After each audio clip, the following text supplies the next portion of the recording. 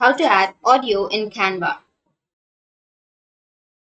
So if you want to add audio or music to your Canva video, then first you need to open up a browser, any browser that you are comfortable with. And then you just need to simply open up your Canva. Make sure to log into your Canva.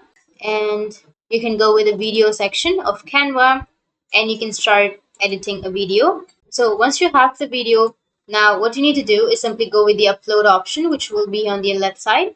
Click on the uploads, and under uploads here you will have images, videos, and audios, right? You just need to simply go with the audio, and you just need to simply drag media here to upload or connect to an account.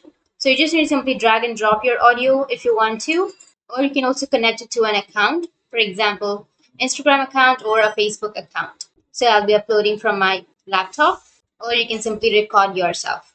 So go with upload files and choose the destination or choose the audio file and go with open. Once you go with open, your audio file will be added in your Canva. So that's how you can add your audio in your Canva. And if you have any questions, feel free to comment below. Thanks for watching.